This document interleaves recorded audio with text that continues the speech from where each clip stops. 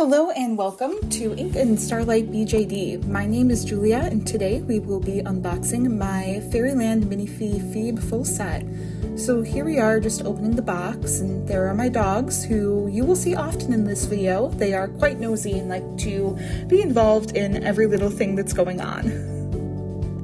I've been waiting for this doll since about April of this year, so it's been a little bit of a wait, and myself and Hannah were both quite excited to bring her home. One thing I always do when getting bonus heads, as a bonus head was included with this Phoebe full set, is check all the papers, just because sometimes the heads are thrown in. And here I am looking at the postcard included, advertising the Dragon BJDs that came out this year, and I'm also waiting for one of those, so we have that unboxing to look forward to. So here we are continuing to check all of the papers to make sure the bonus head is not hidden in there. It has happened before when receiving bonus heads from Denver Doll that the heads are kind of loose, and it's very nerve-wracking to know that there may be just a loose doll head bouncing around in there. So I am always very careful to check each and every little paper, and fortunately for us, this time the bonus head was not floating around in the box. The head was safely in here, and we're going to take that out and take a look at it now. Here's the card just showing that it was purchased from Denver Doll. Always important. I always hang on to them because you never know. And this bonus head is the Phoebe elf version, and she is going to Hannah.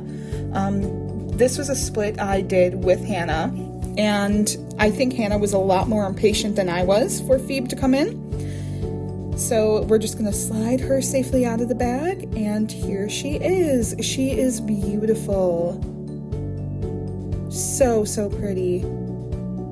I am very partial to elf and fantasy sculpts, and I was amazed just at how adorable Phoebe's bonus head was. So here I am getting into her outfits, or her outfit, I should say. This is the main piece you see her wear. It is this gorgeous, very flowy, lacy garment.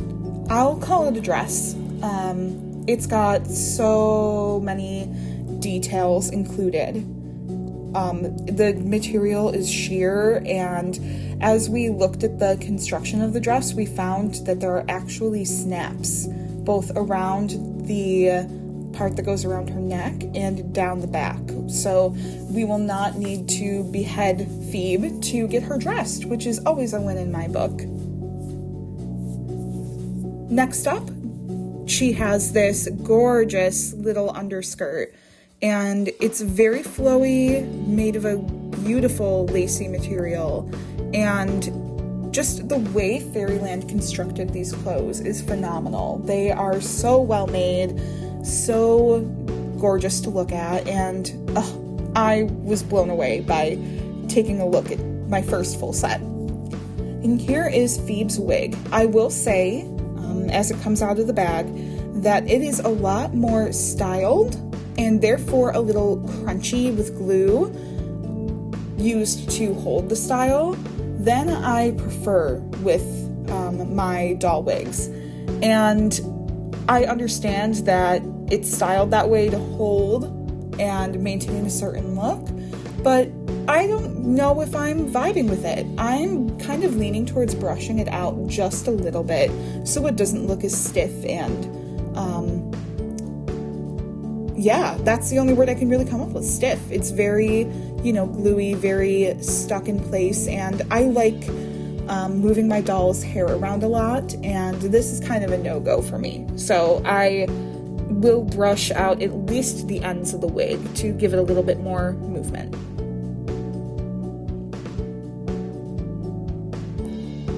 Next up, we have the adorable accessories, and this is what first drew me to Phoebe. These go on her head, almost like little antenna. That's how I look at them, like a pair of antennae. Antennae? who knows?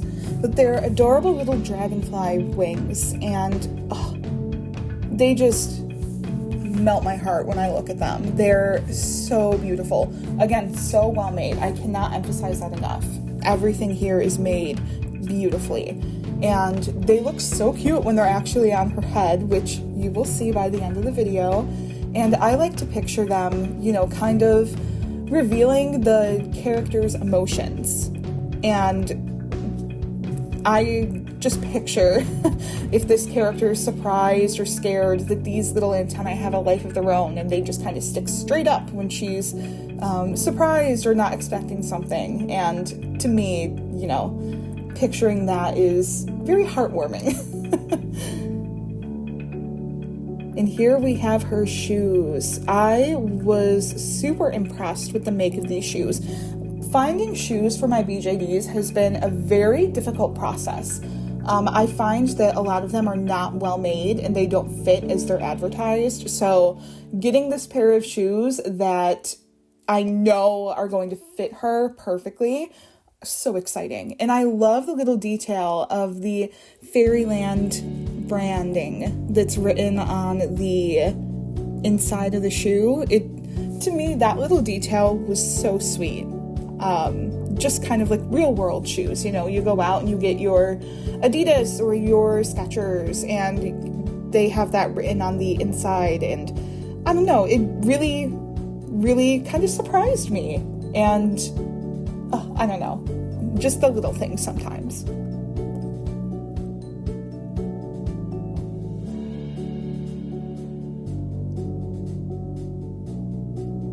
Here we are opening up her only accessory. It is this old-fashioned looking lantern or lamp. I'm not sure what to call it. I'm leaning towards lamp. And this is another thing that drew me in when looking at the stock photos of this doll.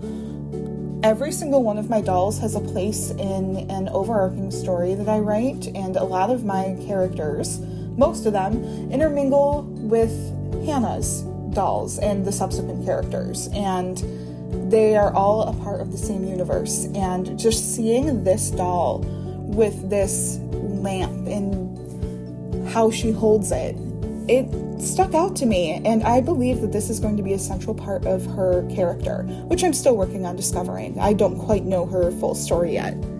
Just look at it. It's so beautiful. It kind of reminds me of the 1920s or 1930s, specifically because of the green. And it's so well constructed. It's made of resin, I believe. Possibly a little bit of plastic in there. I'm not sure. I bet I could find out, but it's just beautiful to look at. And these are her final little bits of outfit. I thought that this here was kind of like a bodice to go over her hips. These are actually a little pair of undergarments, and they're kind of like shorts, and they hug her waist, and they're really cute. It was kind of like a moment, you know, when I was figuring out what they were, and I think it was Hannah that pointed out that they actually had room for her legs. And these are just her little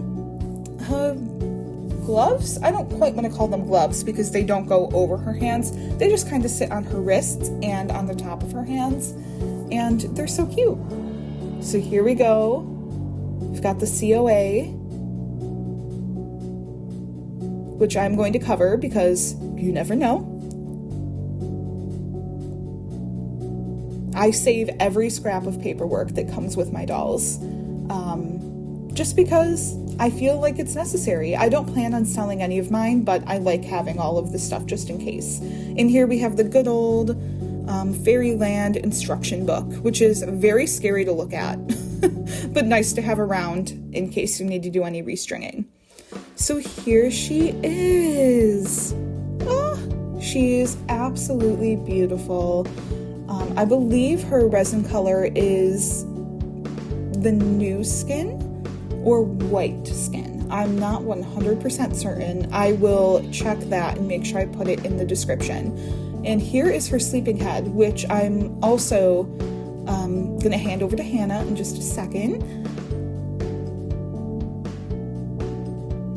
I'm not sure if the camera picks it up, but her sleeping head actually has a very shimmery quality to it. She's very sparkly, very cutesy, very demure, and her face up is perfect.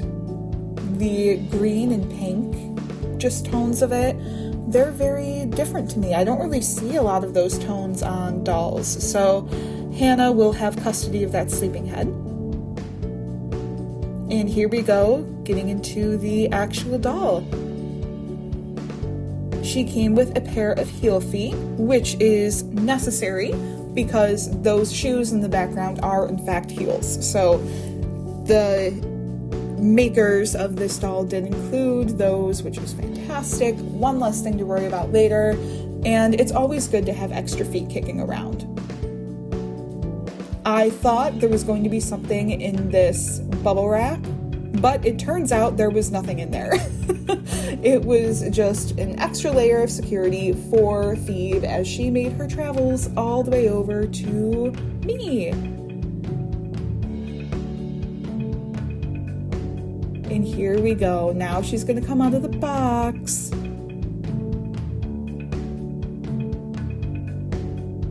The camera makes her look a little bit yellow, but you'll see when we have her by the window in a minute, she's not yellow at all. Very pink, very, very just flawless is the only word I have for her.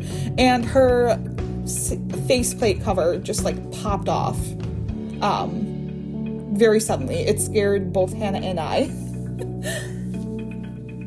And here she is. I pushed up this bubble wrap kind of like it was a spa headband because that's what it looked like to me. And I was so stuck on looking at her face that I didn't even think about moving that arm that's sticking out to be flush with her body. I was just overwhelmed with the sparkle in her eyes and her face up, her eyelashes. She is just so gorgeous. And here she is, all dressed up, striking a pose. I'm sure here you'll be able to see what I meant about the wig being kind of stiff and not flowing as, one would hope that it would flow. She is just stunning, absolutely gorgeous. Everything about her is beautiful. And yeah, there is so much about her I love. I could go on and on and on about my opinions of her, and I think if I did that, we would be here all day long. So I hope that you find her as lovely as I do, and I hope you enjoyed watching. So hopefully you will stick around and see more of our unboxings and new videos to come. This YouTube channel is a new venture for Hannah and I, and we are so excited to share our collections and just creative processes with you. So I really do hope you all stick around. Thank you so much for watching, and we will catch you in the next video.